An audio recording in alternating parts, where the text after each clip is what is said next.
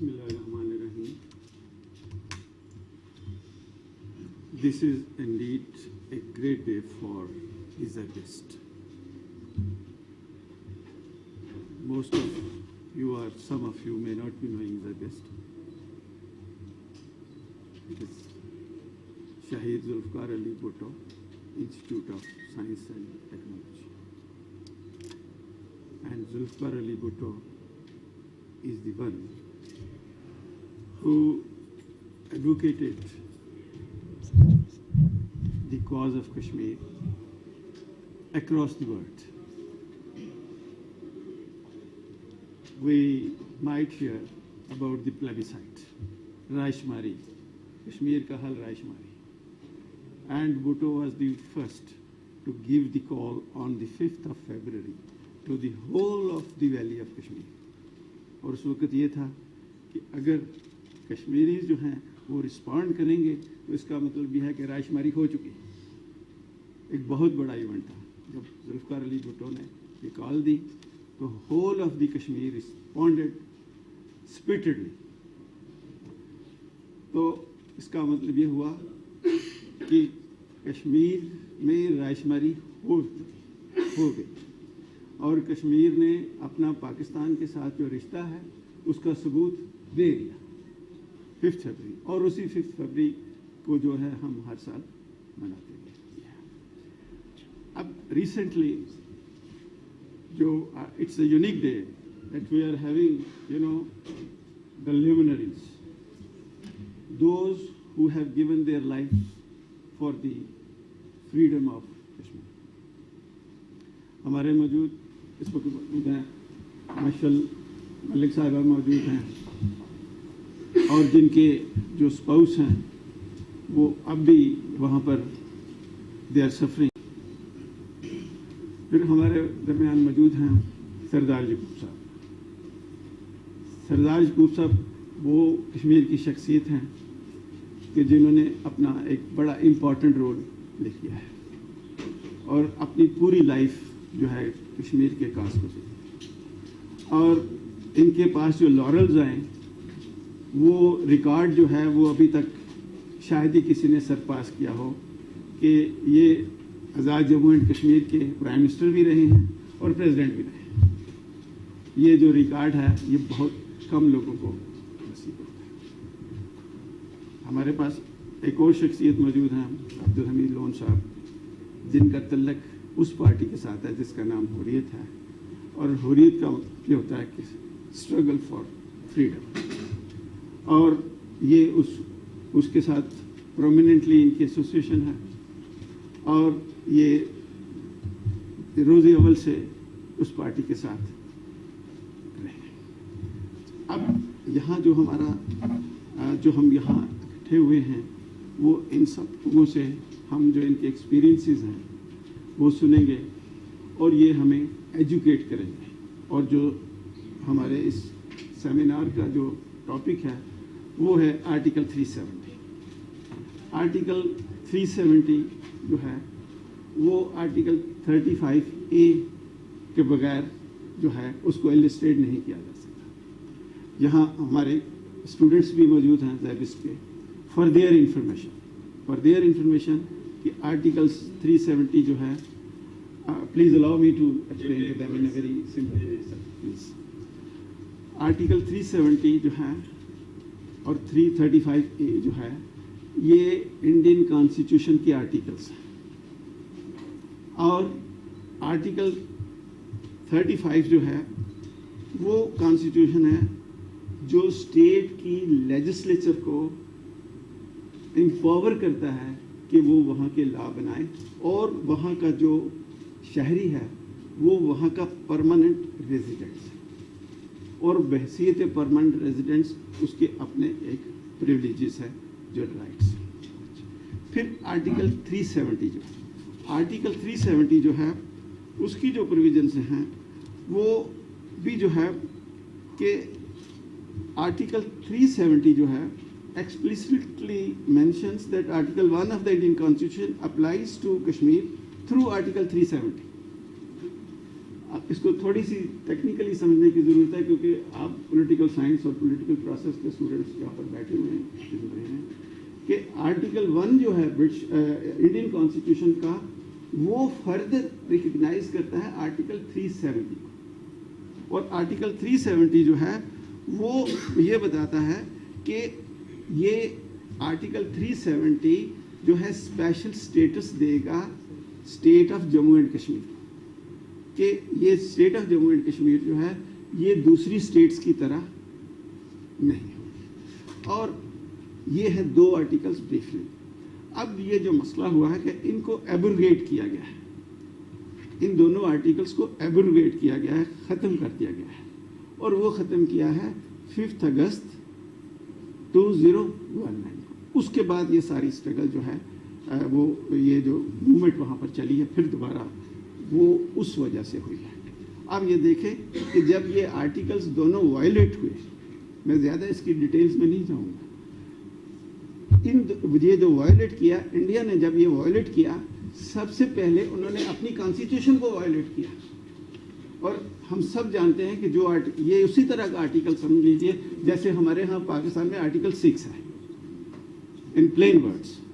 اب جب ایک کانسٹیٹیوشن کو جب وائلیٹ کیا جائے تو آپ سب جانتے ہیں کہ ہر ملک کی کانسٹیٹیوشن جو ہوتی ہے جب اس کو وائلیٹ کیا جائے تو اس کی جو پنشمنٹ ہوتی ہے وہ بڑی اسٹرنجنٹ ہوتی ہے، وہ آرڈنری پنشمنٹ نہیں ہوتی، وہ بہت بڑی پنشمنٹ ہوتی ہے، اس میں کیپٹل پنشمنٹ بھی آ جاتی ہے۔ اب یہ مودی صاحب نے یہ وائلیٹ کیا ہے۔ اب ہر جو ہے every conscious human being can judge that what kind of punishment can be inflicted on a person like Modi۔ پھر انہوں نے اپنی ہی کانسٹیٹیوشن کا آرٹیکل 21 جو لبرٹیز دیتا ہے لوگوں وہ وائلیٹ کیا ہے، ٹھیک ہے۔ انہوں نے یونائٹڈ نیشنز کے جو ریزولیشنز تھے ان کو وائلیٹ کیا ہے، جو ہیومن رائٹس ڈکلیریشن ہے 1948 10 جنوری کا اس کو وائلیٹ کیا ہے، اور سب سے بڑی بات جو ہے جو ان کے اپنے لیڈرز تھے مہاتما گاندھی اور پنڈت نہرو جو انہوں نے کمٹمنٹ کی تھی ان کو وائلیٹ کیا، یہ ہے۔ اب یہاں دیکھیں کہ یہاں انہوں نے یہ وائلیٹ کیا ہے۔ اب اس کے کیا ریپرکشنز ہوں گے آرٹیکل 370 کو وائلیٹ کرنے کے، آرٹیکل 35A کو وائلیٹ کرنے کے کیا ریپرکشنز ہوں گے، وہ آج ہم جو ہیں جو لرنڈ اسپیکر جن کو ہم نے انوائٹ کیا گیا ہے ان سے ہم Sir, we are very grateful to you that you have found the time for us to be with us and to answer code. Thank you.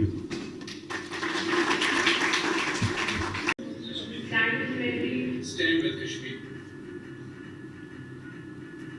در کنار انسانیت بیستیم، در کنار Kashmir باشیم. We stand with humanity, we stand with Kashmir. It's against the all UN resolution on Kashmir. We stand with humanity, we stand with Kashmir. It's a violation of human rights that defines the international law. Depicting that is an issue of international level. Kashmiris are being deprived of their right of the protest. They are being deprived of their right of self-determination. Kashmir has become the world's largest open-air prison. So, stand with humanity, stand with Kashmir.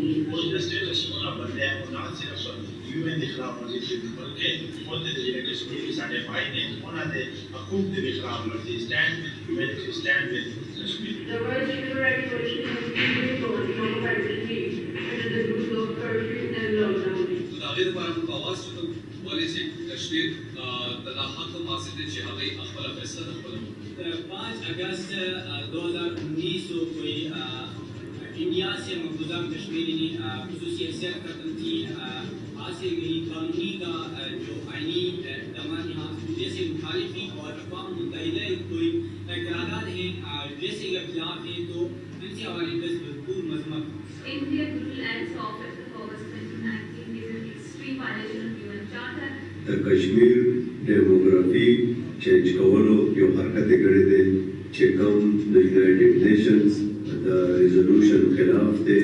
World must act fast or the Modi regime it would carry on doing whatever it has done in past.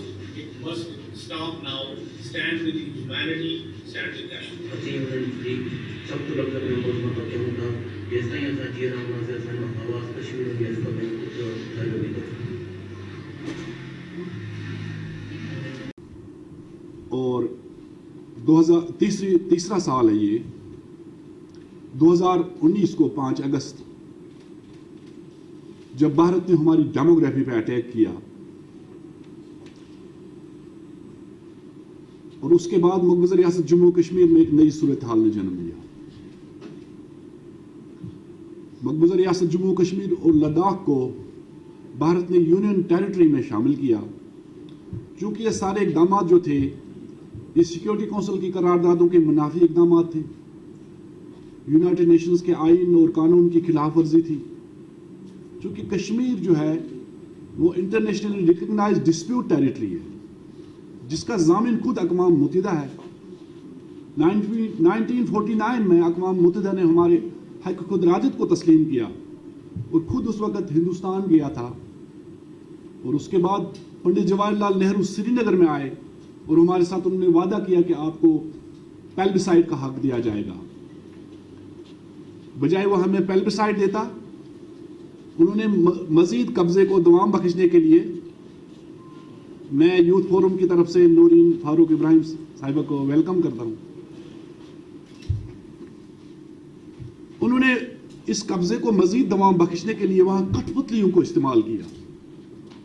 تقریباً 75 سال ہو گئے ہیں. اس دوران کشمیریوں نے اپنے جانوں کا نذرانہ پیش کیا جن کی تعداد 6 لاکھ کے قریب ہے. اب 5 اگست 2019 کو جو شب خون مارا گیا, اس شہر سے کوئی خیر کے پہلو بھی سامنے آئے. ہندوستان کبھی نہیں چاہتا تھا کہ یہ مسئلہ انٹرنیشنلائز ہو جائے, مگر اس منفی اقدام نے اس کو انٹرنیشنلائز کیا. سیکیورٹی کونسل کا 3 دفعہ اجلاس ہونا, اس کے بعد عالمی رہنماؤں کے سٹیٹمنٹس آئے ہیں جس میں ٹرکی, ملیشیا, آذربائیجان, چائنا, عرب کنٹریز, خود ڈونالڈ ٹرمپ کہتا ہے کہ میں ثالثی کروں. تو یہ ہمارا معاملہ ریکگنائز ہے. اچھا, اس کے بعد پاکستان بھر میں لوگ سڑکوں پہ آئے, مظاہرے ہوئے, احتجاج ہوا, سیمینارز, کانفرنسز ہوئی, اور ڈائسپورا نے بڑھ چڑھ کا حصہ لیا. وہی ہندوستان کی ان چیرہ دستیوں کو دنیا بھر میں ہم نے ایکسپوز کیا. اور اس کے بعد ایک ہندوستان سے ایک ڈیلیگیشن آیا جو خواتین پہ مشتمل تھا. ان میں کوئی صحافی تھے, انٹلیکچوئلز تھے. اگرچہ راہل گاندھی کو بھی مودی نے اجازت نہیں دی سری نگر میں لینڈ کرنے کی, انٹرنیشنل میڈیا کو بھی ایکسس نہیں دیا, کسی ہیومن رائٹس آرگنائزیشن کو بھی نہیں دیا. تاہم ایک خواتین کا ایک گروپ نکل آیا, لیکن بعد میں جو انہوں نے رپورٹ جاری کی وہ بھی ہندوستان کے لیے انکمفرٹیبل تھا. اور اس میں انہوں نے اس رپورٹ میں اسے کہا کہ کشمیری آپ سے خوش نہیں ہے, وہ تو آزادی کی بات کرتے ہیں, آپ تو کہتے ہیں یہ میرا یونین ٹیریٹری ہے, یہ میرا حصہ ہے, مگر وہ تو نہیں مان رہے ہیں. یہ بھی پریشانی کا باعث تھا ہندوستان کے لیے. اب اس کے بعد ہندوستان نے مختلف ٹیکٹس آزمائے, مختلف ہتھ کنڈے حربے آزمائے. آج بھی جہاں بنیادی حقوق ہمارے سلب ہیں وہاں پر انسانی حقوق کی دھجیاں اڑائی جا رہی ہیں, مذہبی حقوق تک سلب کر دیے گئے ہیں. اب نماز جمعہ, نماز عید بھی نہیں پڑھنے دی گئی, جامع مسجد پہ تالا لگا ہوا ہے. اچھا, ہمارے بچوں کو جب شہید کیا جاتا ہے جعلی مقابلوں میں, جعلی مقابلے بھی جاری ہیں, ماورائے عدالت قتل ہو رہے ہیں, تو ان بچوں کے والدین کو جنازوں میں شرکت کی اجازت نہیں دی جاتی ہے. یہ دیکھو یہ کیسی صورتحال ہے مقبوضہ ریاست جموں کشمیر کی. اب وہاں ہر گھر کے باہر فوجی کھڑا ہے, ہر شہر قبرستان ہے, ہر گھر ماتم کدا ہے. اچھا, سب سے زیادہ یہ جو انتہا پسند جو فسطائی حکومت ہے یہ ہمارے خواتین کو جنسی زیادتیوں کا نشانہ بنا رہے ہیں, ہتھیار کے طور پہ ان کو استعمال کر رہے ہیں. اچھا, اس کے ساتھ ساتھ ڈریکونل لاز جو وہاں نافذ ہے اس کے اندر بھارتی فوجیوں کو تحفظ حاصل ہے کہ وہ کسی کو بھی مار سکتے ہیں, کسی کو بھی گرفتار کر سکتے ہیں, ہماری پراپرٹی کو ڈسٹرائے کر سکتے ہیں, کوئی پوچھنے والا نہیں, کسی جگہ وہ جواب دہ نہیں ہے. اچھا, NIA ایک ایسا ایک جتھا ہے دہشت گردوں کا جس سے کشمیریوں کو ڈرایا جا رہا ہے, دمکایا جا رہا ہے. وہ گھروں میں چھاپے ڈالتے ہیں. تقدس جو ہے پامال ہے چادر اور چار دیواری کا. میری بہن یہاں بیٹھی ہے مشال صاحبہ, یاسین ملک صاحب کو بھی ایک پرانا جھوٹا کیس NIA نے جو ہے اور جس کا منصفانہ ٹرائل آپ سب کے سامنے ہے، اس میں سزا دی گئی. تو اسی طرح مختلف حربوں سے ہمیں وہاں ڈرایا جا رہا ہے. فریڈم آف ایکسپریشن نہیں ہے وہاں پر. وہاں پریس کو بھی دبا دیا گیا ہے. اب جو بھی کوئی بات کرتا ہے اس کو پکڑ کے لے جا کر UAPA کے تحت گرفتار کیا جاتا ہے. صحافی تقریباً 2 درجن صحافی جن کے گھروں میں ریڈز انہوں نے کیے، ان کے لیپ ٹاپ، ان کے موبائل تک لے لیے گئے. صحافیوں کے ساتھ ہمارے جو ہیومن رائٹس ڈیفینڈرز ہیں، خرم پرویز ہے، احسن اوتو ہے، ان کو بھی چونکہ وہ انسانی حقوق کے حوالے سے تحقیقات کرتے ہیں، ماس گریوز کے حوالے سے، ماس ریپس کے حوالے سے، تو ان کو بھی اٹھا کے لے گئے. وہ اب سوشل میڈیا کے اس زمانے میں، انٹرنیٹ کے زمانے میں ہمیں سال پیچھے دھکیل دیا گیا ہے. وہاں پر یوتھ جو ہے اس کا ایجوکیشن متاثر ہے. جہاں میرے سامنے میں دیکھ رہا ہوں ہمارے بچے، نوجوان جو ہیں، وہاں جو آپ کے بہن بھائی ہیں وہ انتہائی مشکل حالات میں ہیں. ان کا مستقبل تباہ کیا گیا ہے، ان کا ایجوکیشن متاثر کیا گیا ہے. یونیورسٹیاں تو پچھلے 3 سال سے وہاں بند ہیں. اب اس انٹرنیٹ کے زمانے میں جہاں وہ کلاسز لے سکتے تھے آن لائن، وہ بھی میسر نہیں ہے. اب کووڈ کی اس بیماری کے دوران کوئی جانکاری نہیں ملی لوگوں کو، اور بہت ساری جو ہے نا جانیں وہ ان کا ضیاع ہوا وہاں پر. اسی طرح سے اب ہماری معیشت کو انہوں نے تباہ و برباد کر دیا. فروٹ، سیب ہماری سب سے بڑی جو ہے نا وہ انڈسٹری ہے. اچھا، ان باغات کو تہس نہس کر دیا گیا. اس کے ساتھ ٹورزم بڑا ایک شعبہ ہے، اور دنیا بھر سے لاکھوں کی تعداد میں لوگ آتے ہیں. وہ ٹورزم انڈسٹری بھی تباہ کر دی گئی ہے. اچھا، اس کے ساتھ ساتھ پیپر معاشی کا، ہینڈی کرافٹس کا سب سے بڑا وہاں شعبہ ہے جس کے ساتھ لوگوں کا روزگار وابستہ ہے، اس کو بھی تباہ کر دیا گیا ہے. شال یا قالین کشمیری جو ہے نا وہ بڑے فیمس ہے. ہندوستان کی مارکیٹوں میں جاتے تھے یا باہر، وہاں پر ان کو مارا جاتا ہے. جو بھی شال لے کے جاتا ہے، جو بھی کوئی آئٹم لے کے جاتا ہے، اس کو تشدد کا نشانہ بناتا ہے یہ جو ہندو بلوائی. اب وہ خوفزدہ ہے، وادی سے باہر نہیں نکل سکتے. دنیا کے ساتھ ہمارا رابطہ ہی منقطع ہے. اب جس طرح کی وہ بات کرتا ہے نارمل سے کہ سب کچھ اچھا ہے، وہ کسی فیکٹ فائنڈنگ مشن کو ایکسس کیوں نہیں دے رہا؟ وہ انٹرنیشنل میڈیا کو وہاں ایکسس کیوں نہیں دے رہا؟ وہ کسی انسانی حقوق کے گروپ کو کیوں نہیں وہاں آنے دے رہا؟ یہ سارا جھوٹ، پروپیگنڈا، فراڈ جو ہو رہا ہے، یہ دنیا کے لیے، خاص کر یونائٹڈ نیشنز کے لیے جو ہے نا لمحہ فکریہ. اب یونائٹڈ نیشنز کی کریڈیبلٹی پہ یہ کوشچن مارک ہے. 47 کے بعد بہت ساری ریاستیں وجود میں آئیں، ان کو آزادی ملی، حق خود ارادت ملا، مگر ہم کیا انسان نہیں ہیں؟ ہمیں جینے کا حق نہیں ہے؟ ہمیں زندہ رہنے کا حق نہیں ہے؟ ہمیں آزادی کا حق نہیں ہے؟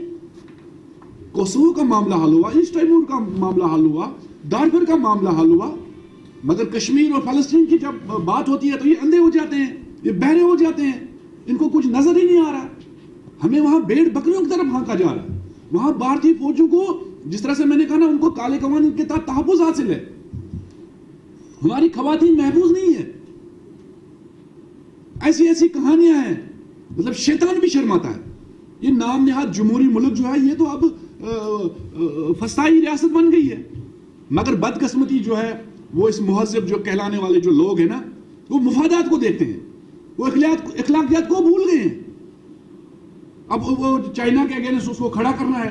امریکہ کو بھی پتا ہے، اقوام متحدہ کو، پوری دنیا، یورو کو بھی پتا ہے کہ یہ کشمیر میں جینوسائیڈ ہو رہا ہے، کشمیریوں کو ان کے اوپر ظلم کے پہاڑ توڑے جا رہے ہیں. مگر انہوں نے چائنا کے سامنے اس کو کھڑا کرنا ہے، وہ چپ ساتھ لیے، خاموش ہو گئے ہیں، اندھے ہو گئے ہیں. اور یہ کب تک یہ تماشا چلتا رہے گا؟ بہرحال آج جہاں ہمارا یوتھ، چونکہ آپ لوگ اس ملک کا بھی فیوچر ہو، اور انشاءاللہ اس ملک کا فیوچر بھی برائٹ ہے. آپ ان بہن بھائیوں کے، ان کی آواز ہو، ہمارے ایمبیسڈر ہو. آپ کو جہاں بھی موقع ملے آپ اپنے قلم سے، یہ جو سیل فون ہے آپ کے ہاتھ میں، یہ سب سے بڑا ویپن آپ کے پاس ہے، یہ سب سے بڑا آپ کے پاس ہتھیار ہے جو کشمیریوں کی آواز بن سکتا ہے. آپ سوشل میڈیا پہ ان چیزوں کو ہائی لائٹ کریں، آپ دنیا تک ہماری آواز پہنچائیں ان بہن بھائیوں کی جو آپ کی طرف دیکھ رہے ہیں. اور ہم اپنی آزادی سے زیادہ پاکستان کی سالمیت کی جنگ لڑ رہے ہیں. ان کی 1.5 ملین آکوپیشنل فورس ان کو ہم نے انگیج رکھا ہے، اور وہ خودکشیاں کر رہے ہیں، مر رہے ہیں، ان کو 2 وقت کی روٹی بھی نہیں مل رہی ہے. مگر مودی اندھا ہو گیا. اب یہ انتہا پسند سوچ جو ہے یہ برصغیر جنوبی ایشیا کو تباہی کی طرف لے جا رہی ہے. اگر آج کی ڈیٹ میں دنیا نے اس کا نوٹس نہیں لیا، دیکھیں اب وہاں لیتھل ویپنز، وہاں پر کیمیکل ویپنز یوز ہو رہے ہیں. نارتھ کوریا کے حوالے سے تو انہوں نے بڑا شور کیا، لیکن کشمیر کے اندر ہمارے بچوں کو ان چیزوں سے مارا جا رہا ہے. اب دیکھیں یوکرین، میں پچھلے دنوں برطانیہ میں تھا. اچھا، یورپ، برطانیہ، امریکہ چیخ رہا ہے لیکن جب ہماری طرف نظر دوڑاتے ہیں تو یہ اندھے ہو جاتے ہیں. پچھلے 75 سال سے ہم مر رہے ہیں, کٹ رہے ہیں. کیا وجہ ہے؟ کیوں غفلت کی یہ نین سوئے ہیں؟ بہرحال بلکہ اپنے اسلامی کنٹریز اب وہ بزنس ٹریڈ کر رہے ہیں. ہندوستان کے اندر بھی مسلمانوں کی جو صورتحال آپ دیکھیں, آپ سب کے سامنے ہیں. ان کی زندگیوں کو بھی اجیرن بنا دیا گیا. خوفزدگی کا ماحول ہے ہر جگہ. بہرحال میرے پاکستان بھائیوں بہنوں بچوں, میں 3 بچوں کا باپ ہوں. جب میں آیا تھا میں اسٹوڈنٹ تھا اس وقت پی یو سی کا, اور میں نے بندوق اٹھا لی. 10-12 سال میں اسٹرگل کرتا رہا. حاج صاحب کہہ رہے تھے ابھی ان کی عمر کیا ہے. میرا بیٹا سب سے بڑا ڈاکٹر ہے. دوسرا بیٹا بھی آپ کی طرح وہ بی ایس آئی ٹی کا اس کا لاسٹ سیمسٹر ہے. تیسرا بھی میرا بیٹا یہ روٹس میں ساتھ ہی پڑھتا ہے. میں کہتا ہوں کہ تینوں بچے قربان, لیکن ہم کمپرومائز نہیں کریں گے. دنیا کیا سمجھتی ہے تینوں بچوں کو قربان کرو گے. تو لہٰذا یہ انتہا پسند قوم ہمیں شکست نہیں دے سکتی ہے. ان کی بہادری آپ دیکھیں, ان کی جرت دیکھیں. وہ ہلالی پرچم لے کے اس کے سامنے کھڑے ہو جاتے ہیں. تو میرے بچوں بہنوں بھائیوں, تو آپ کی ذمہ داری بنتی ہے کہ ان کی آپ بھرپور سپورٹ کریں. اب حکومت پاکستان کو بھی چاہیے کہ یہ سیاسی سفارتی اخلاقی جو مدد کریں اس سے آگے بڑھنا ہے. یہ کچھ بھی نہیں ہے, ہم نے توڑ کرنا ہے اس کا. اور جب تک سری نگر میں اس کو ضرب پڑتی ہے, اس کو ہوش نہیں آئے گا دلی والے کو. تو لہٰذا کشمیریوں کو مسلح جدوجہد کے لیے بھی جو ہے, یہ چونکہ یونائٹڈ نیشنز کا چارٹر میں حق دیتا ہے, ہم مسلح جدوجہد کریں, یہ ہمارا رائٹ ہے.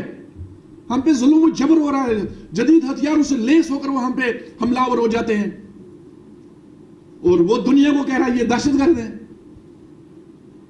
تو لہٰذا حکومت پاکستان بھی آج کی ڈیٹ میں جہاں بھرپور یکجہتی کا اظہار ہوا ہے, جہاں آج ہمارے ساتھ یوم استحصال آپ منا رہے ہیں, وہیں کشمیریوں کو بچانے کا وقت آ گیا ہے.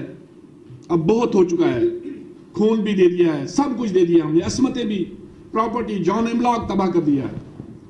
اب ان کو بچائیں خدا را. وہ بہت پریشان ہیں. اب وہ ہمارا فون بھی نہیں اٹھاتے ہیں, کہ مطلب ڈر جاتے ہیں. ان کے فون شام کو چیک ہوتے ہیں کہ آپ کو پاکستان سے کالز آتی ہیں, اور جو بھی کوئی ملازم ہے اس کے فون میں جب دیکھتے ہیں نا پاکستان کا کوئی نمبر, اس کو برطرف کر دیا جاتا ہے, اس کو یو اے پی کے تحت گرفتار کیا جاتا ہے. ایسی صورتحال ہے. تو بہرحال اللہ آپ لوگوں کا حامی و ناصر ہو. ہماری سب سے بڑی اللہ تعالیٰ کی بات جو امید ہے نا, وہ آپ لوگ ہیں, آزاد کشمیر کے لوگ ہیں. تو مؤثر آواز بنے, منظم آواز بنے, ہمارے ایمبیسڈر بنے, اور انشاءاللہ وہ دن دور نہیں جب ہم سری نگر کے اندر ہلالی پرچم لہرائیں گے پارلیمنٹ کے اوپر انشاءاللہ. Thank you. وما لینا الا البلاغ المبین.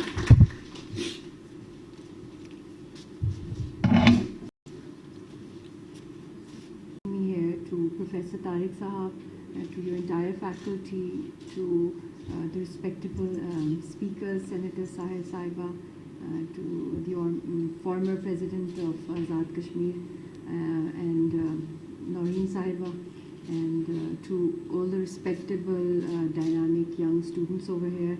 And the speech that Hamid Loan Sahab has done today, I think he has touched every aspect of the Kashmir conflict and the problems that we in general as a nation are going through.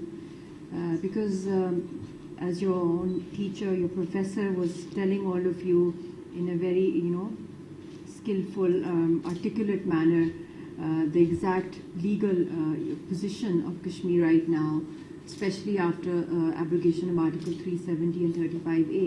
And since today is one of obviously the darkest chapters, blackest days in our entire freedom struggle, because in common words, in common terms, in simple terms, I think before the pre and post situation of abrogation of Article 370, in simple terms, is that before we had the Indian occupational forces over there that were occupying our land, and they happened to be the highest occupation in the world. And all the bloodbath that was going on, the massacres, rape as a weapon of war, phosphorus shells, pellets, everything was being used with so many people being locked up in jails, thousands of unmarked graves, lakhs and lakhs of people being martyred by the Indian bullet. But what is the difference between that situation and now after abrogation? It's simply that first it was the occupation forces, now it's the occupational public of India. And this is the biggest land grabbing or theft or robbery of the century, I would say, that's going on right now, right before our eyes. With a stroke of a presidential order, with a stroke of a pen, the entire Kashmiri nation became stateless. Imagine for a moment, for a second, being in such a situation where you're sitting right now and you're suddenly told that, you know, your passports have been snatched, you have no identity, and you do not have any rights whatsoever, voting rights, property rights, economic rights, political rights, right to assembly, right to protest, right to, you know, speak up. And if you speak up, if you dare speak up, you will be locked up. And you are not in touch with your family, and there's no security. What will you do? That's what's happening with Kashmiri people.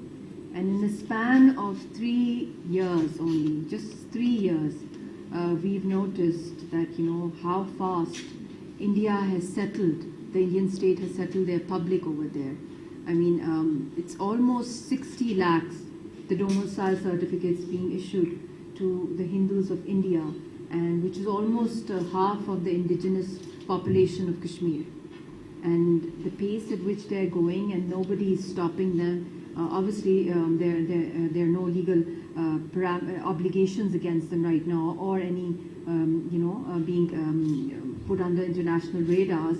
And so they have literally a free hand to do whatever they want to, and they're doing open bidding of thousands of acres of land, which is being earmarked indefinitely and being allotted, being gifted to the top business elite of India, and also to the general public at large.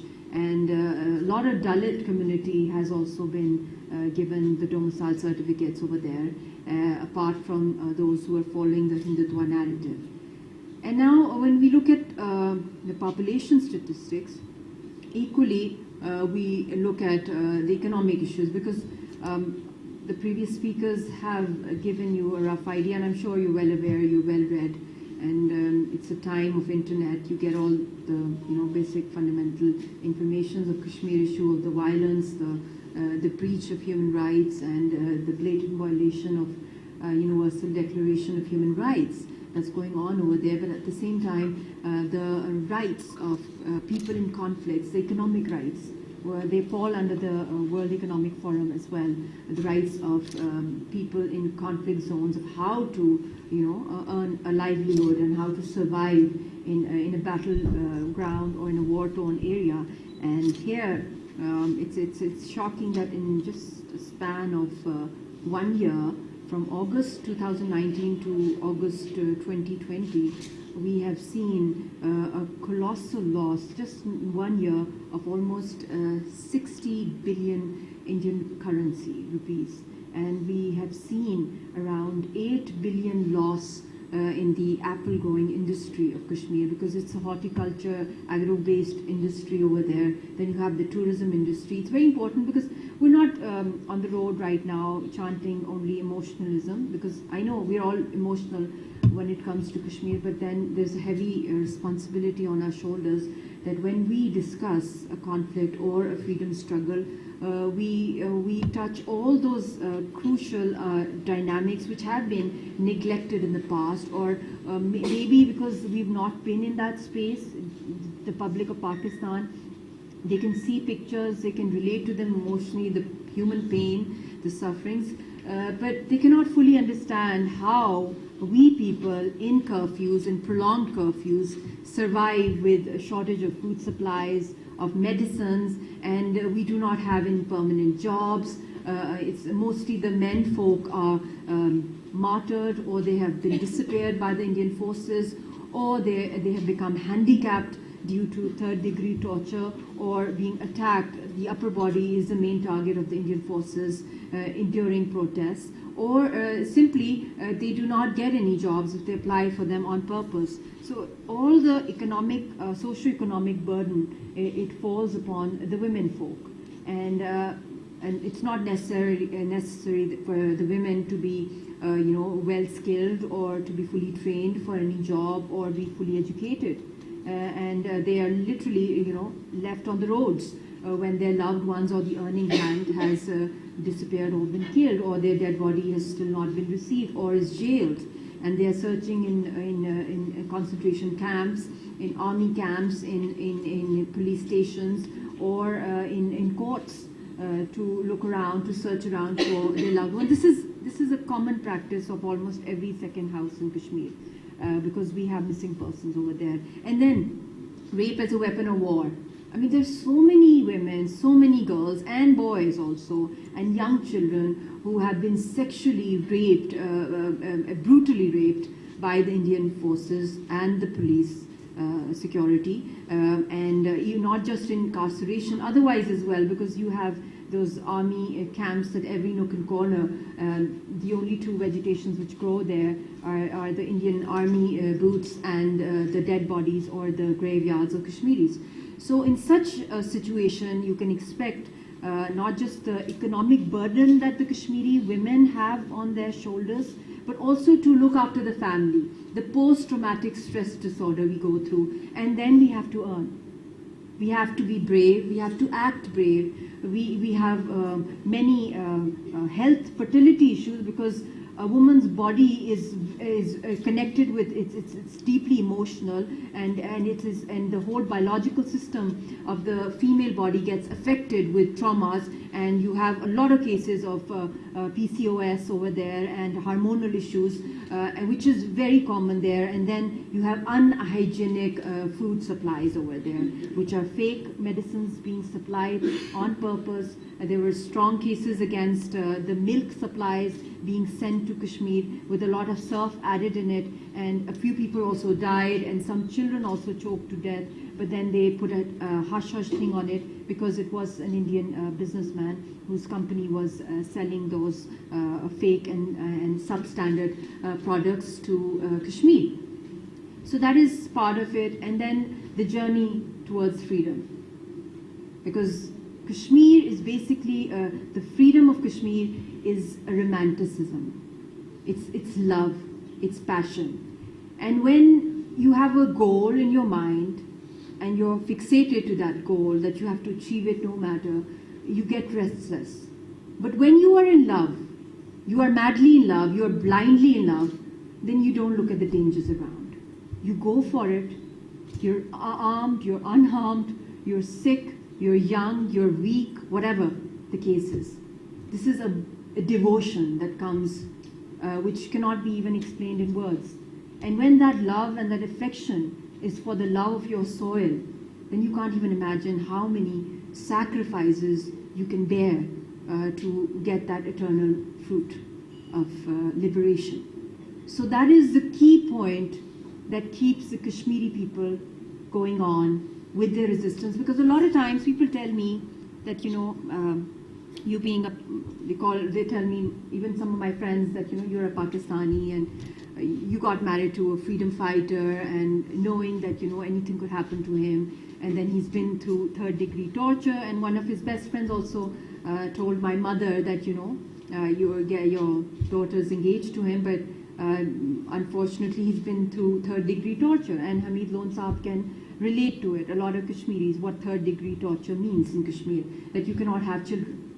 And you know what my mother said? I mean, hats off to her. I'm not that strong. She said they'll have 100 children. That was her belief system. That she didn't believe in that. She said, no, this is God sent, and my daughter believes in his goal, and we believe in it. And this is a very small contribution that we can, chip in to the sacrifices of the Kashmiri people, and we were blessed. So this is what I'm saying. It is a blind faith or the love or the passion, and people tell me that, don't you get tired of it? Your husband's mostly not there, he's mostly in jail, you've spent only 60 days in a marriage of 13 and a half years. But I'm telling you, the passion, the love, when I landed in Kashmir, it is definitely, it's like the most honest truth I can say is that I have literally seen that heaven. That is heaven on earth. The people of that land, they are so beautiful, they are so loving, so caring, so brave. They have all the qualities of a heavenly creature, and with a lot of honor and pride, and very little negativity. I have not seen them grumbling. I mean, they are so confident about their goals. So I think when you do your research on Kashmir, do it with passion. Don't do it with just emotions, ki hai bichare, because this is one word which Kashmiris hate. So I want to tell all of you that share it with your friends, with your family, that people who stand up for their rights, who stand up against all odds, against all the tyrannies of the oppressor, they are not bichara, they are not cowards. In fact, cowards are only those people who have no mission in their life, who just come like a robot in this world, were born and they have goals which are very self-oriented, which have individualistic approach to it. So have goals which are larger than life, which are contributing towards humanity, towards the good of the people. Because those good deeds that you do, they will live on. Not what you are individually or what satisfaction you have of your own inner potentials only. Try to spread your potential for those that are voiceless. And do it with conviction. And when you will do it with conviction, I'm dead sure that you will get divine intervention and you will get guidance from God Almighty to, research on this topic. Okay, one girl decides she wants to focus on one of the rape victims in Kashmir. She wants to know how she managed. She got raped, her brother was assassinated by the Indian forces, yet she continued, she became a gold medalist, and she's doing a job in a hospital there. There are many stories, I'm just giving examples. You have young kids, with pellet victims. Pick up a story, research on pellet victims. Or pick up another story of phosphorus shells and the impact it has on the human body and the mind, and how it melts your body and even your skull. It can melt your bones. The impact of chemical weapons which are being used here, which was mentioned by Hamid Lon Sahab when he said that, we talk about North Korea, but we don't talk about, we talk about Ukraine also when it comes to human rights. I've heard that the UN is forming a commission of inquiry. So all Kashmiri people deserve is to be called human. That's all. That's their only legitimate legal demand from the world. They want to be considered human. And to be considered human, they must be respected and be given that birthright to freedom. And for that, I think it's very important that now the focus should, I don't know, it's becoming static. Is it because of this? I think now our focus should be on individual case studies, but at the same time, it should also be on how to give relief to the Kashmiri people, how to reduce the bloodshed, the bloodbath, how to give them that relief. For that, I think 50 years, India and Pakistan, I would say, were wasted in bilateralism, because I think we could have given a chance to bilateral Indo-Pak dialogue for 10 years, maybe 20 years, but each time it failed. There was no result. In fact, the occupation of India kept growing in Indian-occupied Jammu and Kashmir, and draconian laws were being imposed. So what is the way forward? 50 years, half a century given to dialogues and bilateralism. Now it's high time we go back where the real case is. It's in the UN. UN Security Council resolutions, we have over a dozen. We need to have a full command over our resolutions as well. And at the same time, peace-building ways should be taught, peace-building workshops. And how can they be taught? If we have no command over international law, of international mechanisms, especially the UN mechanism, very few people, sadly, have research on the UN mechanism.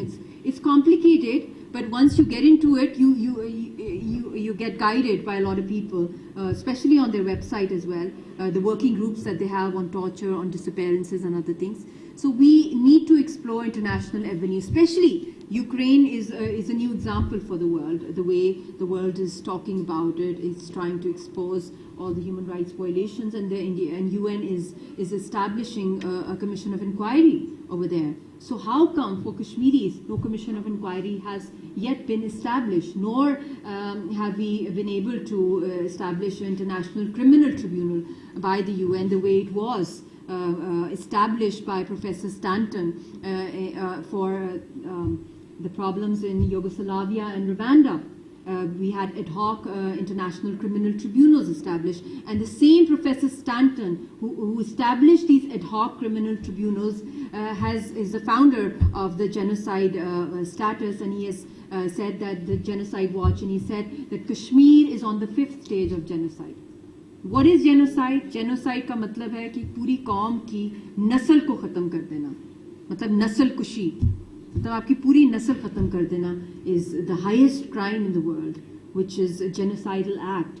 We have war crimes, we have arbitrary detentions, and what not is happening with Kashmiris. We have extraordinary titles of half widows, half mothers, and bond orphans, half orphans, and I live like a half widow since I got married, and this pain of being stuck between a shuttlecock, like is he alive, is he okay, can I ever meet him, can we ever speak, and then you practically become single parents, and also becoming a spokesperson for your people. So I think it's very important now. Pakistan should also, and the government of Pakistan should also hold a national security dialogue on Kashmir once and for all. We are seeing a lot of internal politics taking away the entire media. I think it's high time we should focus more and more on Kashmir, and at least for the next 10 years we should have a policy on focusing on the United Nations to give Kashmiris the right to freedom, because that is why they have sacrificed their lives. They have not sacrificed their lives for any kind of compromise, and nor will they ever compromise. So we have very little time left, and Pakistan, being a legal party to the dispute, has a major say in this, in strategizing, and Foreign Office should, I've been saying it for the past 5 years, they should establish a legal cell within the Foreign Office, because this was a lawfare committed by India.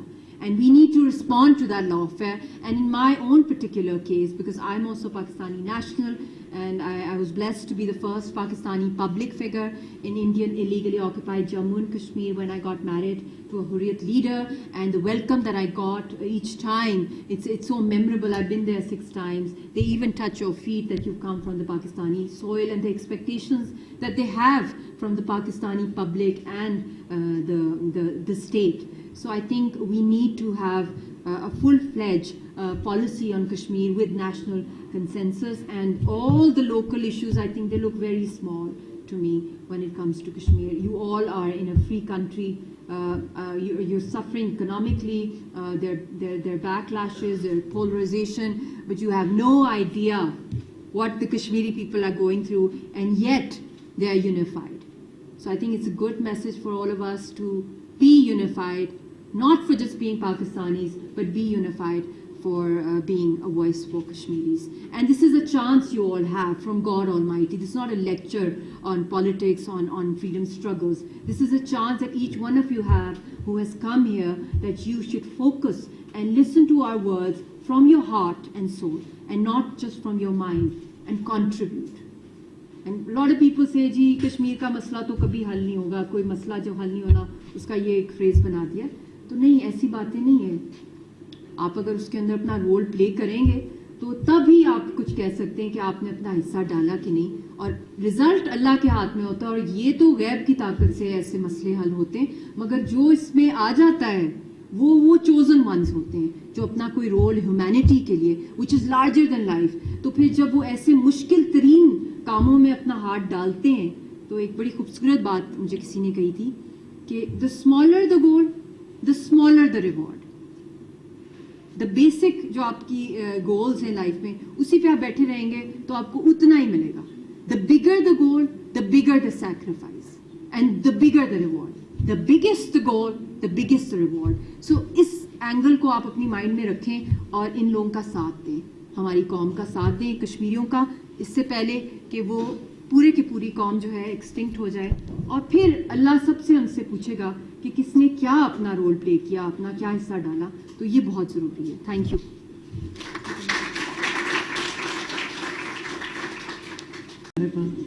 Doctor Tariq اور تمام طلباء و طالبات جو یہاں پر ہیں, السلام علیکم. میرے خیال میں اتنا کچھ کہا جا چکا ہے کہ اس کو ریپیٹ کرنا میں سمجھتی ہوں مناسب نہیں ہے. آج دنیا بھر میں جہاں جہاں بھی پاکستانی ہیں اور کشمیری ہیں, یوم استحصال منایا جا رہا ہے. یہ یوم استحصال صرف کشمیر کا نہیں ہے. یہ یوم استحصال اصل میں یہ جو ضرب ہے یہ اقوام متحدہ پہ پڑی ہے. یہ اقوام متحدہ کی ان ریزولوشنز پہ پڑی ہے جس کی شاید وہ پاسداری نہ کر سکے. 14 اگست کو ہم پاکستان کا جشن آزادی, یوم آزادی سیلیبریشنز ہوں گی, ہم مناتے ہیں. اور 7 دہائیوں سے جو ایک نامکمل ایجنڈا ہے پاکستان کی قیام کا, پاکستان کی تخلیق کا, ہمارے وہ کشمیری بہن بھائی جو مقبوضہ کشمیر میں ہیں وہ اپنے حق کے خود ارادیت کی جد و جہد جو ہے اس میں اپنا ایک جد و جہد کر رہے ہیں. کشمیر ہمارے دل میں دھڑکتا ہے کیونکہ قائد اعظم محمد علی جناح نے جو ان کی سوچ تھی, انہوں نے بتایا کہ کشمیر پاکستان کی شہرک ہے. آج مجھے بہت جگہ تقریبات ہوں گی مگر میں سمجھتی ہوں کہ آج کی اس تقریب کی اہمیت یہاں پر اس لیے ہے کہ میں زیبس میں ہوں, شہید ذوالفقار علی بھٹو کے نام سے منسوب اس یونیورسٹی میں, جنہوں نے کہا کہ اگر 1000 سال تک بھی جنگ لڑنی پڑی تو کشمیر کے لیے جنگ لڑیں گے. تو قائد اعظم محمد علی جناح نے بتایا کہ کشمیر پاکستان کی شہرک ہے, اور شہید ذوالفقار علی بھٹو نے جنہوں نے کشمیر کا مقدمہ دنیا بھر میں پیش کیا اور ان کی آواز بنے, انہوں نے کہا کہ اگر 1000 سال تک بھی اس کی جنگ لڑنی پڑی تو ہم لڑیں گے. کشمیر ہمارے دل میں دھڑکتا ہے, اس لیے کہ آپ کو یہ سوچنا ہوگا. میں کہوں گی کہ اس کے اوپر ذرا غور کریں کہ قائد اعظم نے یہ کیوں کہا کہ کشمیر پاکستان کی شہرک ہے. جس دن یہ بات سمجھ میں آ جائے گی اس دن کشمیر کی اہمیت سمجھ میں آ جائے گی. اس دن یہ بھی سمجھ میں آ جائے گا کہ کشمیری نوجوان جب شہادتیں دیتے ہیں تو ان کے جنازے پاکستان کے پرچم میں کیوں لپیٹے جاتے ہیں. اس دن یہ بھی سمجھ میں آ جائے گی کہ کشمیر بنے گا پاکستان کے نعرے لگاتے ہوئے اب نوجوان اپنی جانوں کا نذرانہ کیوں دیتے ہیں, ان کو جو ہے پیلٹ گن سے اندھا کیوں کیا جاتا ہے, خواتین اپنی عصمتوں کی قربانیاں کیوں دیتی ہیں, معصوم بچے یتیمی کی زندگی کیوں گزارتے ہیں, کیوں نامعلوم بے نام جو ہے استوائی قبریں دریافت ہوتی ہیں, کیوں لوگ جو ہے وہ ظلم و ستم جو ہے برداشت کرتے ہیں. لیکن کشمیری جو خود ارادیت کی جد و جہد ہے یہ ایک انڈیجنس جد و جہد ہے, ایک انڈیجنس موومنٹ ہے, ایک فطری جد و جہد ہے, اور اس کو کوئی روک نہیں سکتا. ہر دہائی میں آپ دیکھیں گے کہ کوئی برہان وانی پیدا ہوگا, کوئی علی سعید گیلانی پیدا ہوگا, کوئی اشرف صحرائی پیدا ہوگا, اور انہی کی آواز بنتے ہوئے ہم دیکھیں گے کہ یاسین ملک ہیں, عمر وائس فاروق ہیں, وہ تمام ظلم و ستم برداشت کرنے کے باوجود بھی کہیں پہ اپنی کاز پہ سرنڈر نہیں کرتے. اب ہمیں یہ سمجھنا ہے کہ آرٹیکل 370 کو ریووک کر کے بھارت نے کیا حاصل کیا. جو ایک خصوصی حیثیت تھی کشمیر کی وہ ختم کر کے اس کی ڈیموگرافی چینج کر کے وہ یہ چاہتا تھا کہ جب بھی رائے شماری ہو تو وہاں کی جو ڈیموگرافی ہے وہ چینج ہو چکی ہو. یہی وجہ ہے کہ ہندوؤں کو ڈومیسائل ایشو ہو رہے, ان کو جائیدادیں خریدنے کی اجازت ہے, اور وہ تمام جو حقوق جس طرح سے جن کا تحفظ تھا ان کو سلب کر لیا گیا ہے. اور جس طریقے سے یہ جبر, یہ ظلم و ستم جاری ہے, اس سے نظر ہٹانے کے لیے جو ایک فریب بھارتی جو نظر آ رہا ہے وہ میں سمجھتی ہوں کہ یہ آپ لوگوں کو توجہ دینے کی ضرورت ہے. کہ ایک طرف بھارت جو ہے وہ دنیا میں پہلا اپنا سافٹ امیج لے کر آگے بڑھتا ہے, اور اس کے بعد اپنی جو اس کی معیشت کی جو ایک میں سمجھوں کہ ڈیفینیٹلی ان کی ایک اسٹرینتھ ہے. بل کلنٹن نے جو اپنی 1992 کی کمپین چلائی تھی تو تو وہ اس نے ایک فریز استعمال کی تھی اس اکانومی اسٹوپڈ اکانومی کہ جس میں اسے, اور یہ بھی ہم نے دیکھا کہ آج بھی دنیا بھر میں جو ہے اکانومی ڈٹرمن کرتی ہے جو گلوبل پالیسیز ہیں ان کو. تو یہی ہمیں نظر آتا ہے کہ کہیں پر تو وہ انفراسٹرکچر ڈیولپمنٹ کے نام پر بین الاقوامی دنیا کو متوجہ کر رہا ہے اور دعوت دے رہا ہے کہ وہ کشمیر میں آ کے تعمیرات کریں, تاکہ وہ انڈیپینڈنٹ فیکٹ فائنڈنگ مشنز کو تو آنے نہیں دیتا, لیکن ایک طرف کشمیر کی ڈیموگرافی چینج کر رہا ہے اور دوسری طرف ان کو ایک دھوکہ دے رہا ہے کہ آپ آئیں یہاں پہ انفراسٹرکچر ڈیولپمنٹ کریں تاکہ یہ بتا سکے کہ کتنا سنسیئر ہے کشمیریوں کے ساتھ. وہ کشمیریوں کے ساتھ سنسیئر نہیں ہے, وہ نریندرا مودی کی یہ ایک بڑی سازش ہے. یہ ایک ایسی سازش ہے جس کا یعنی کشمیریوں کو انہی کے ملک میں انہی کی جگہ پر ان سے ان کے حقوق لے لینا, اور جو ایک جینوسائڈ کی بات ابھی کر رہی تھی مشال ملک صاحب کہ ان کی نسل کشی کرنا. پھر ابھی ایک اور میں سمجھتی ہوں کہ سب سے جو ایک مضبوط ہتھیار ہے وہ قلم ہے, اور وہ ہتھیار آپ سب کے پاس ہے, کیونکہ دنیا کے ساتھ کنیکٹ کرنا اور توجہ دلانا وہ جو طاقت قلم میں ہے وہ کسی اور چیز میں نہیں ہے. اور اب آپ یہ دیکھیں کہ ابھی بھارت نے چند دن پہلے اناؤنس کیا کہ جو نیکسٹ G20 کانفرنس ہوگی وہ مقبوضہ جموں و کشمیر میں ہوگی. یہ وہ میں سمجھتی ہوں وہ ایشوز ہیں جن پہ ہمارے پڑھے لکھے نوجوانوں کو آواز اٹھانی چاہیے. آپ کے پاس سوشل میڈیا کا پلیٹ فارم ہے, آپ لکھ سکتے ہیں, آپ بات کر سکتے ہیں. میں جب سعودی عربیہ میں تھی تو میں نے سوچا کہ کیا کیا جائے کہ ہم اپنے طلباء اور طالبات کو بھی آگاہی دیں اور اٹینشن بھی لیں, باقی بھی جو ہمارے سفارتی جو وہاں پہ حلقے ہیں ان کی بھی, اور وہاں کی حکومت کی بھی, اور OIC کی. تو ہم نے اسٹارٹ کی ایک OIC model meeting special session on Jammu and Kashmir. اس میں کیا ہوا کہ طلباء طالبات نے OIC کی طرز کے اوپر جتنے بھی OIC کے ملک تھے ان کی نمائندگی کرتے ہوئے انہوں نے کشمیر کا مقدمہ پیش کیا, اور کیونکہ وہ OIC ماڈل میٹنگ تھی تو اس نے اٹریکٹ کیا OIC کے امبیسڈرز کو, اور وہ آ کے بیٹھے. اور جس طریقے سے طلباء طالبات نے اپنی پریزنٹیشنز کے ذریعے اور وہ جس طرح سے انہوں نے میٹنگ کی اور انہوں نے بتایا جو وہی طریقہ اختیار کیا جو کہ OIC کی میٹنگز کا ہوتا ہے, اس نے ایک بڑا ایک پازیٹیو جو ہے ان کو پلیٹ فارم دیا کہ وہ اس کی کوریج بھی ہوئی انٹرنیشنلی, اس سے OIC بھی کنیکٹ ہوئی, اور اس سے جو کشمیریوں کے ساتھ جو ظلم ہو رہا تھا, جو جبر ہو رہا تھا, اور جو حقائق تھے وہ بھی سامنے آئے. تو یہ ایکٹیویٹیز آپ کر سکتے ہیں. آپ لوگ پاکستان کے سفیر ہیں, آپ لوگ پاکستان کے سفیر ہیں. آپ جو لکھتے ہیں وہ اٹریکٹ کرتا ہے دنیا کو, چاہے وہ سوشل میڈیا پہ ہو, چاہے وہ جریدوں میں ہو, چاہے وہ میگزینس میں ہو, نیوز پیپرز میں ہو. لیکن اس کے ساتھ ساتھ اگر آپ کی کوئی یہاں پہ یونیورسٹی میں ہے, اگر آپ کی کوئی ایسی ایکٹیویٹی ہو جس میں آپ جو ہے UN ماڈل میٹنگ بنائیں یا OIC ماڈل میٹنگ بنائیں یا کوئی اور اس طرح سے special session Jammu and Kashmir, اور آپ بلائیں سفارتکاروں کو, آپ بتائیں کہ آج کے نوجوان کس طریقے سے سوچتے ہیں. یعنی آج کیا جو ہے یہ جو ضرب پڑی ہے, یہ جو استحصال ہے, یہ جو انسانی حقوق کی تنظیمیں ہیں, یہ ان کے چارٹر کا نہیں ہے, یہ یونائٹڈ نیشنز کا نہیں ہے, یہ ان لوگوں کا نہیں ہے کہ جو کہ اپنے آپ کو ضامن کہتے ہیں انسانی حقوق کی. امن کے تمام راستے, جب ہم اس خطے کی بات کریں گے, امن کے تمام راستے کشمیر سے ہو کے گزرتے ہیں. کشمیر کا مسئلہ حل ہوگا تو پھر ہم دیکھیں گے کہ جی دونوں ملکوں میں, چاہے وہ بھارت ہو, چاہے وہ پاکستان ہو, یہاں کے عوام ہو یا خطے کے باقی ممالک ہوں, پھر ہم دیکھیں گے کہ وہ امن کی شاہراہ پہ آگے بڑھیں گے, پھر ہم دیکھیں گے وہ ترقی کریں گے.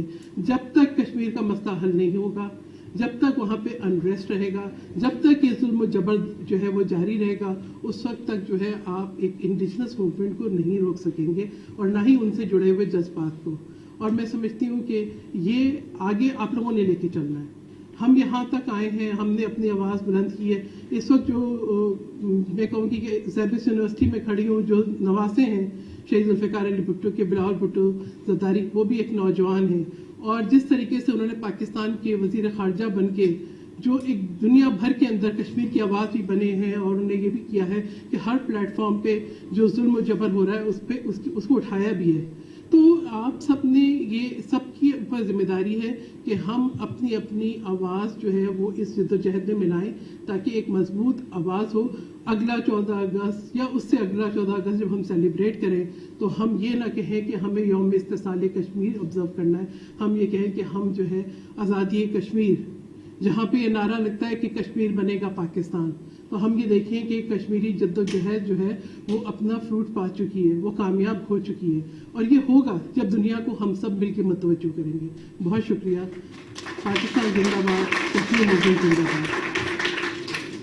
तमाम स्टूडेंट्स को 5 अगस्त के हवाले से तो मेरा ख्याल है आपको बहुत ज़्यादा आगाही हो गई होगी, लेकिन जो बात अभी बैठी मैं यहाँ सोच रही थी कि क्या हर साल आकर हमें यहाँ 5 अगस्त को सिर्फ डाइस पे खड़े होकर तकरीर ही करनी है या उससे भी आगे कुछ पेशरफ्त करनी है।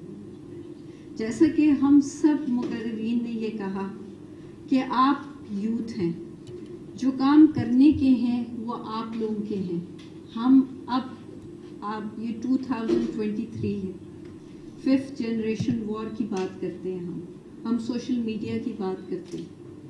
जो काम आज से पहले तलवार के ज़रिए होता था वो अब आप सोशल मीडिया पे वो जंगें लड़ रहे हैं।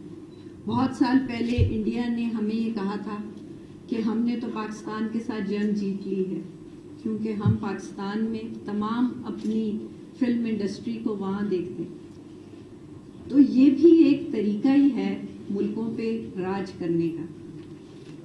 जब हम कश्मीर की बात करते हैं, मैं किसी आम आदमी से पूछती हूँ कि जी कश्मीर के बारे में आपको कुछ मालूमात है, तो उनके जहन में कश्मीर एक वादी है बहुत खूबसूरत, जिसके पहाड़ों से आबशारें आ रही हैं। लेकिन क्या उन्होंने देखा कि अब इस वक्त कश्मीर के अंदर खून के फव्वारे फूट रहे हैं, वहाँ के लोगों के क्या हालात हैं, उनके ऊपर क्या जुल्म सितम हो रहा है।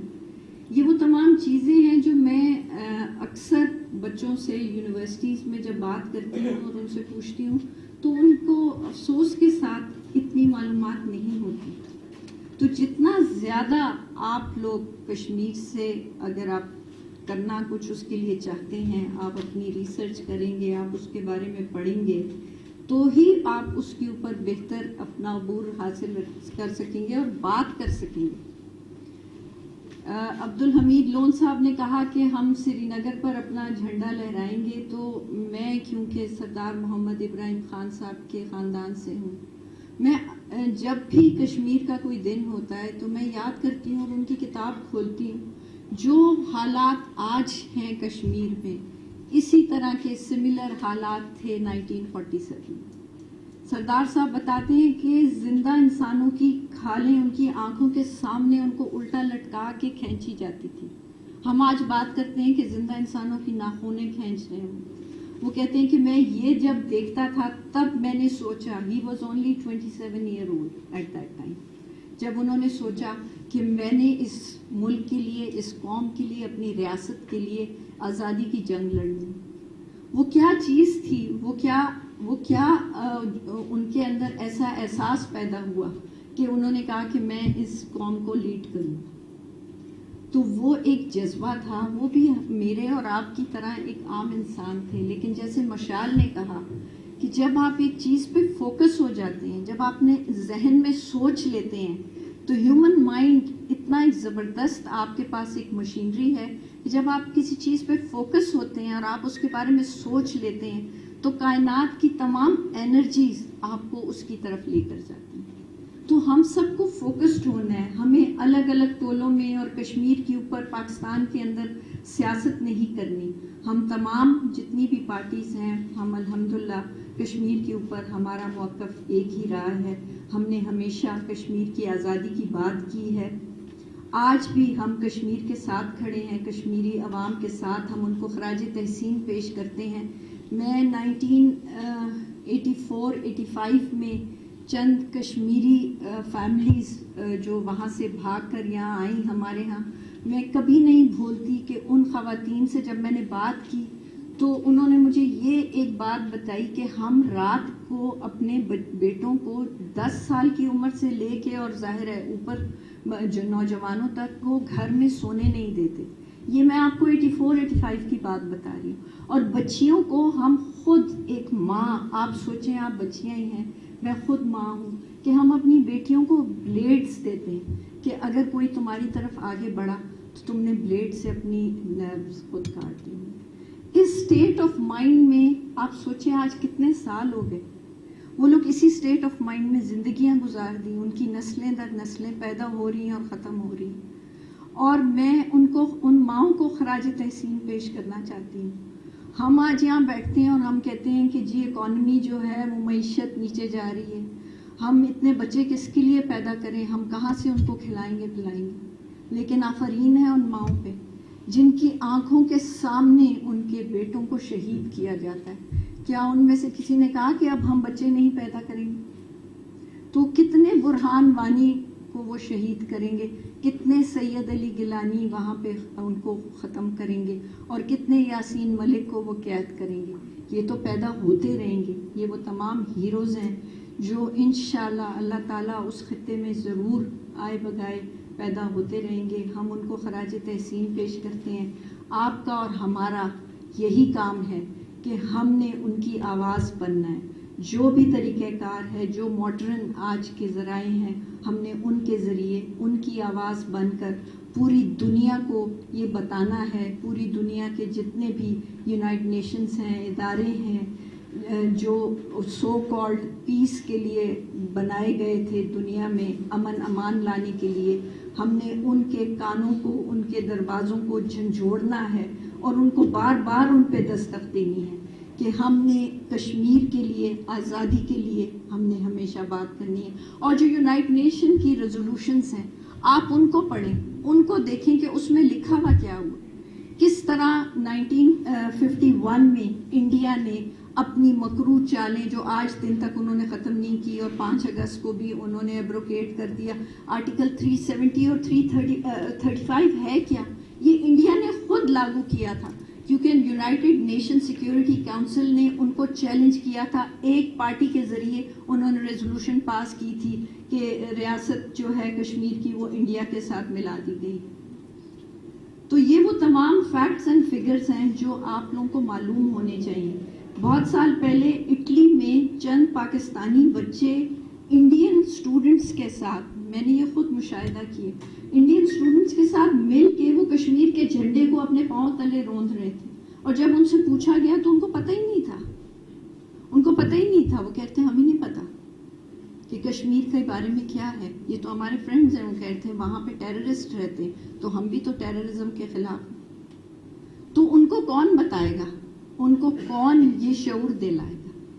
یہ وہ تمام چیزیں ہیں جو آج آپ اس یونیورسٹی کے ماشاء اللہ ہونہار اسٹوڈنٹس ہیں۔ آپ لوگ تمام لوگ اگر آپ چاہتے ہیں، ہم ایک آزاد ملک میں رہتے ہیں، آزاد کشمیر آزاد کرایا گیا سردار محمد ابراہیم خان کی کاوشوں سے۔ عبدالحمید لون صاحب آپ کہہ رہے تھے کہ سری نگر تک، سردار صاحب تو سری نگر تک پہنچ گئے تھے، لیکن کیونکہ فوج نہیں تھی پاکستان کی تو اس لیے وہاں سے ان کو واپس مڑنا پڑا۔ تو آج بھی ہم انشاءاللہ کشمیر کو آزادی دلائیں گے اور ہم اس سے کبھی بھی پیچھے نہیں ہٹیں گے، بشرطے کہ ہم تمام لوگ کشمیر کی ایک آواز بنیں۔ تھینک یو سو مچ۔ دل کی ادا گہرائیوں سے کہ تمام جتنے آپ سٹاف ممبران ہیں، فیکلٹی ہیں، پی سیز ہیں، اور اسپیشلی پرٹیکولرلی ہمارے جو نوجوان اسٹوڈنٹس ہیں، پریس اور الیکٹرانک میڈیا، السلام علیکم۔ بہت خوشی ہوئی الحمدللہ، بہت بات ہوئی، اور امین لون صاحب نے بھی بات کی۔ ہماری جو انتہائی جاندار خاتون جو ابھی اس وقت نہیں ہے، مشال ملک صاحبہ تھی، اور میری باتیں بہت ہو چکی کشمیر پہ۔ مجھے صرف اس لیے خوشی ہے کہ اللہ سے امید یہی ہے کہ آپ سب نوجوانوں کو دیکھ کے یقین بھی ہوا اور اعتماد بھی ہوا کہ جس طرح غازی ملت سردار محمد ابراہیم خان نے 1947 میں پاکستان بننے سے پہلے سری نگر میں اپنے گھر پہ قرارداد، وہاں تصور کوئی نہیں کر سکتا تھا کہ اس وقت پاکستان کی بات کرتا، تو وہاں قرارداد علاقے پاکستان کی بات کی تھی، اور اللہ کرم کہ آج یہ خطہ بیس کیمپ بالکل فیکٹ ہے کہ یہ انہی کی ساری کاوشوں سے ہوا۔ آج ہمیں یقین اور اعتماد ہے پاکستان کے عوام پر اور میں راستے میں بات کر رہا تھا کہ بہت سارے نعرے بہت ساری باتیں ہیں، مگر چلیں یہ پینا فیکس اور یہ بورڈ دیکھ کے ہم خوش ہوتے ہیں کہ چلیں الحمدللہ ہمارا ایک ملک ہے، وطن ہے جہاں سے کوئی کشمیر کی بات کر رہے ہیں. ادروائز اگر کوئی یہ سوچے جو باتیں بھی ہوئی ہیں کہ جو مرضی مودی کر لے 370 35 یہ ساری باتیں ہم سن رہے ہیں کشمیری، انشاءاللہ ہم آزادی لے کے رہیں گے، جو مرضی کر لے مودی. یہ ہمیں ایمان ہے ہمارا. ہم اس وقت تو بالکل کچھ بھی نہیں تھا. اگر اس وقت یہ خطہ آزاد کروا سکتے تھے تو ہم تو پوری اقوام عالم کی طرف دیکھ رہے ہیں، UN ریزولوشن کی طرف دیکھ رہے تھے کہ وہاں اس وقت نہرو جی گئے تھے UN میں، وہاں پاکستان نہیں گیا تھا. UN میں اس لیے گئے تھے کہ خود اراج UN ریزولوشن کہ رائے شماری کرائیں گے، مگر وہ خواب ہی رہا. اور آج پوری دنیا، جس دنیا میں جس کارنر پر جائیں گے تو وہاں باتیں ہو رہی ہیں انسانیت کی، حقوق کی باتیں ہو رہی ہیں، مگر کشمیر کے بارے میں کوئی نہیں سوچ رہا کہ کشمیر میں کیا ہو رہا ہے. جتنا مشکل وقت، جتنا ظلم اور جو حالات کشمیر میں ہیں، تو یہ بات فیکٹ ہے انشاءاللہ کہ ہم اس وقت، جیسے نوری نے کہا، اس وقت تو ہمیں کچھ دنیا ہی نہیں دیکھی تھی تو ہم اس وقت ہی نہیں ڈرے. آج تو اللہ کا کرم ہے کہ ہمیں اعتماد ہے، پاکستان پہ اعتماد ہے، اوورسیز پاکستانی کشمیریوں پہ اعتماد ہے، آپ پر اعتماد ہے، پاک فوج پر ہے. تو آج تو ہم صرف اس لیے ہتھیار نہیں اٹھا رہے کہ آج وقت مختلف تھا. کیونکہ یہ نہ کوئی کل کہے کشمیری پرامن لوگ ہیں، امن چاہتے ہیں. کل لوگ یہ نہ کہیں کہ یہ دہشت گرد ہیں. کیونکہ میرا بڑا بیڈ ایکسپیرینس ہوا 2005 میں جب زلزلہ آیا. میں اس میں منسٹر تھا، بعد میں پرائم منسٹر بنا. تو جو یورپ کے لوگ، امریکہ کے لوگ دنیا آئے تو پورے کشمیر اور پرٹیکولرلی ٹیکساس، آپ کا شکریہ کہ راولہ کوٹ میں جب جائیں تو ہماری جب وہ خواتین سے ملے، چونکہ ہمارا ایجوکیشن ریشو کشمیر کا 85-90% ہے، ہم پاکستان سے 50% آگے ہیں. دکھ تو اس بات پر ہے. تو وہ جب بھی گئے، جہاں بھی جائیں کشمیر میں، تو وہ جو یورپین تھے سارے، تو وہ پریشان ہو جائیں. وہ کہیں کہ ہم تو سوچتے تھے کہ یہاں خواتین کو کوئی آزادی نہیں، بیٹھ نہیں سکتے، چل نہیں سکتے، مگر یہ کیسا ملک. آپ سب نوجوان اسٹوڈنٹ کو کہنا چاہتے کہ پوری دنیا میں لا اینڈ آرڈر کشمیر میں امریکہ سے، یورپ سے، کینیڈا سے، UK سے، پوری دنیا سب سے اچھا ہے لا اینڈ آرڈر. اور کرمینل ہم 0.01% ہو گئے، اتنا امن. تو اس وقت پوری دنیا کو پتا چلا کہ کشمیری واقعی سنجیدہ لوگ ہیں، سمجھدار لوگ ہیں. کہنے کا مقصد یہ ہے کہ آپ چونکہ نوجوان ہیں، اب آپ نے ہماری قیادت کرنی ہے. سوشل میڈیا کی دنیا ہے، یہاں تو جھوٹ کو لوگ سچ یہ سوشل میڈیا سے بنا لیتے، بول کے، باتیں کر کے. تو جو سچ ہے، حقیقت ہے کشمیر میں، اس کی طرف ہی دھیان دینا چاہیے. اور انشاءاللہ یہی بات تھی. جس طرح یہاں آپ نے بات کی کہ بھٹو شاہد نے جو بات کی تھی، پھر بعد میں جب OIC میں گیا تو یہ OIC میں محترمہ بے نظیر بھٹو نے میر وحید عمر فاروق کو، وہ نیئر اباؤٹ کو 18-19 سال تھی، وہ انگلی پکڑ کے لوگوں کے پاس لے کے جاتی رہی کہ یہ میرا چھوٹا بھائی ہے جو کشمیریوں کی نمائندگی کرے گا. اب جو لوگوں کی یہ اتنی بڑی سوچ تھی، اور آج اب چونکہ یہ آج دن ایسا ہے، ہم پاکستان کے شکر گزار ہیں. اقوام عالم اگر جو بھی کلمہ خیر کہے گا پاکستان کے لیے، کشمیر کے لیے، مگر کشمیر میں یہ چونکہ آپ بہت سارے لوگ مختلف جیسے بچے بھی بیٹھے ہوئے، 70 سال کا ریکارڈ توڑا اللہ کے کرم سے. 10 ڈسٹرکٹ، کسی کی آبادی ہے 4 لاکھ، 5 لاکھ، 8 لاکھ، 5 یونیورسٹی اور 5 کیمپس ہیں، اور 3 میڈیکل کالج. ایک وقت میں کشمیری مانگنے والے تھے، آج ہم دینے والے. بلوچستان کے وہاں کوٹا، KPK کا کوٹا، सिंध और पंजाब का कोटा और गलगित बल्तिस्तान से 13,000 नौजवान लोग आज़ाद कश्मीर पढ़ रहे हैं और मकबूजा कश्मीर के इंडियन पासपोर्ट के आज़ाद कश्मीर डॉक्टर पढ़ रहे हैं।